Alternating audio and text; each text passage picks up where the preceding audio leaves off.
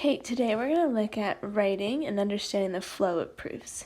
So we're going to go over some proofs of triangle congruence, which you saw last year, as well as some other ones revolving around some basic angle relationships like we went over last class, but now in proof format.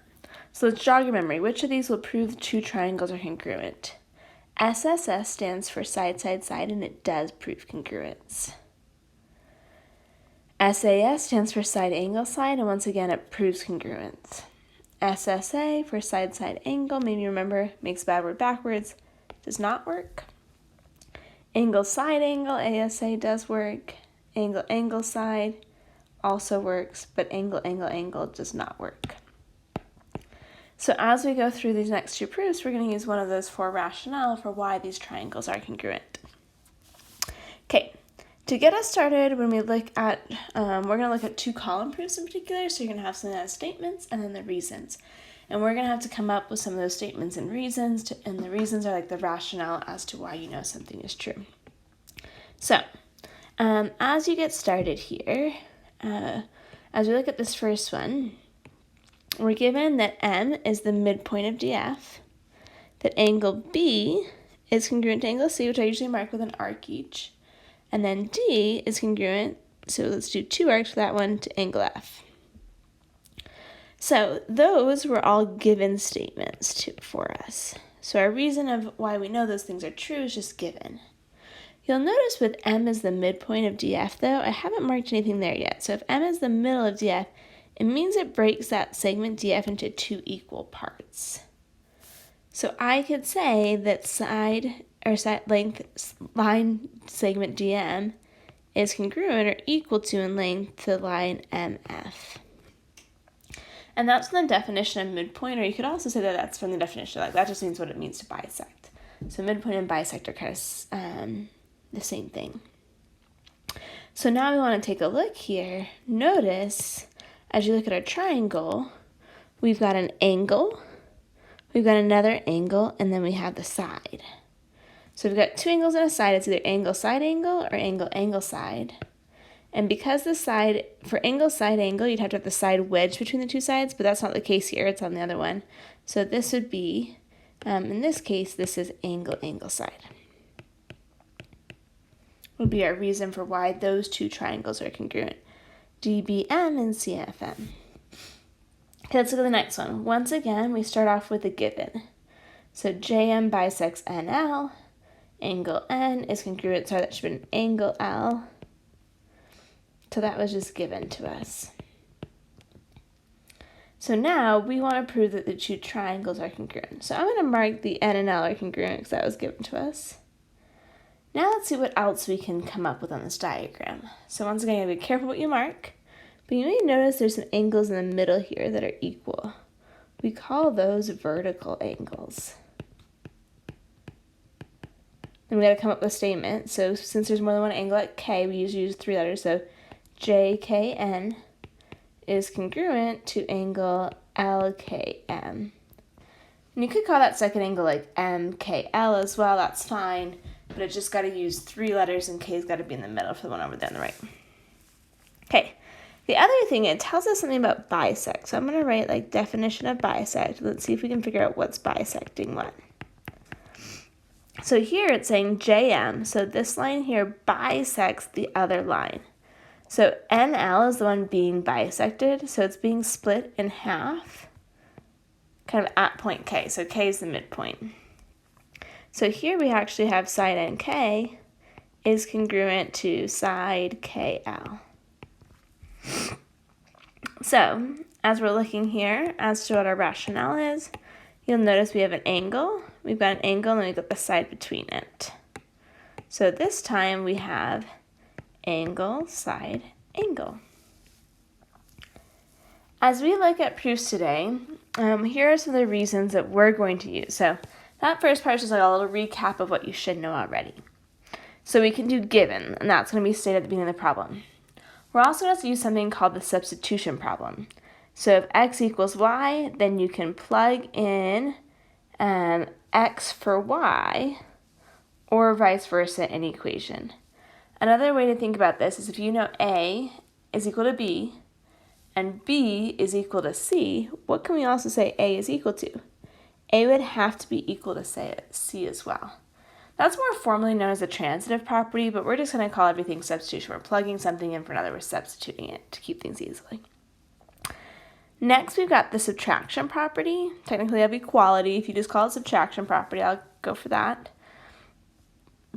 If we subtract from one side of the equation, right, then you must subtract from the other side of the equation to keep it equal. Last but not least, the definition of bisect is that you split it into two equal pieces. So as we go through today, let's keep those things in mind. So let's try a few more proofs. So we're going to start off, and it says that angle 1 and angle 2 are a linear pair. So that means they make a straight line, right? And they're also telling you that angle 1 and angle 3 add up to 180. Okay. So these first things here are given. Okay, so they're now telling us to use the definition of a linear pair, or also you could call it supplementary, right? I probably should have put that up there at the top. I'll go ahead and add that in. So we can use up here too, like a linear pair / supplementary. Sorry, I should have had that as part of your reasons. So here we're going to go ahead and say, what else do we know? We knew if angle 1 and 2 are a linear pair, that means the measure of angle 1 plus the measure of angle 2 equal 180. That M before the angles in the means measure.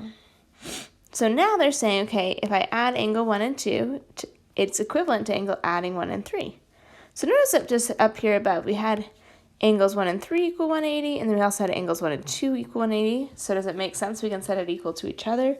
Sure enough, we call that substitution property. So then last but not least, you'll notice they both have an angle 1. So if I cancel those out, notice you've got angle 3 is congruent to angle 2, just like we have above. And so here we technically subtract the angle 1 from both sides to have it cancel out. Okay. Let's go ahead and look at proving two vertical angles are congruent. So we know that this is a true statement, but we want to actually look about why this is true. So we're going to go ahead and I'm going to state that angle 1 and angle 3 are vertical. And we're going to go ahead and try to prove why are these things then congruent. So this is just given to us. I'm going to start off and I'm going to talk to you guys about angles, let's say just 1 and 2 for a minute. So I look at angles 1 and 2, what has to be true about those? I could say the measure of angle 1, right, plus the measure of angle 2 equals 180. And we could say that's because they're like a linear pair, right? They form a straight line. You could also call them supplementary. I'm also going to look at two other angles. Let's look at angles 2 and 3. Angles 2 and 3 also make a straight line. So measure of angle 2 plus the measure of angle 3 also equal 180. Once again, they are a linear pair. So now, do you notice anything about these? You'll notice they both equal 180. If they both equal 180, that means that angle 1 plus angle 2 has to equal angle 2 plus angle 3. And that's from the substitution property.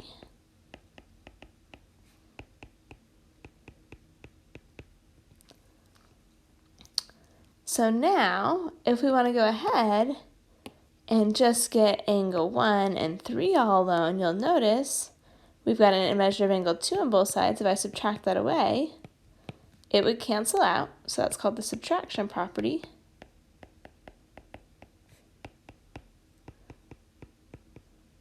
And you're left with angle 1 and angle 3 have to be equal to each other.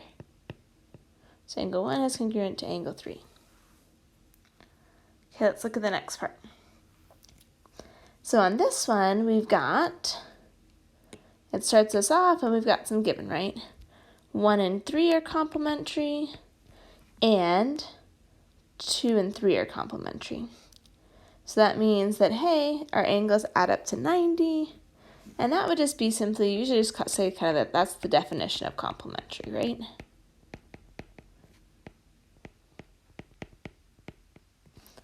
And angle 2 and 3 add up to 90 as well. So then y is measure of angle 1 plus the measure of angle 3 equal to measure of angle 2 plus measure of angle 3. Once again, we've used substitution. We've replaced the 90 with the other side of the equation. Okay, and then we subtracted something here. So here we probably subtracted the angle 3 to get the measure of angle 1 is equal to the measure of angle 2. Here they took it one step in between. I'm kind of more flexible. If you understand the idea that, hey, that means those two things have to be equal, they're just more formally saying now, okay, that means that angle 1 has to be equal to angle 2. And that would be from like the definition of congruence. If you skip that step, I'm totally okay with that, but just know that's another way to take a look at it. Okay, so now let's take a look at this last one. So DB bisects angle ADC. Okay, so let's start with our given. DB bisects angle ADC, and that was given to us. Let's go ahead and just write what we know about that. So if DB, this line right here, bisects that angle, means this part and this part have to be equal. It's nice because I labeled that for us. So angle 1 has to be congruent to angle 2 by the definition of bisect. Okay, we want to somehow say that 2, now that 2, this one right here, and 3 are equal. Unfortunately, 2 and 3 don't have a relationship, right? If they're vertical angles, they got to be exactly across from each other. But this angle here, 1 and 3 have a relationship. Those are actually vertical, right? So angle 1 is congruent to angle 3 by vertical angles. So how might that help us? Let's think about substitution again.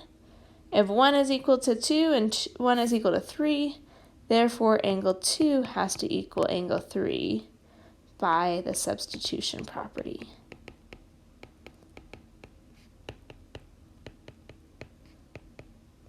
Hopefully that helps you start understand the flow of proofs as we'll continue doing this for the next 2 days. Good luck with your assignment.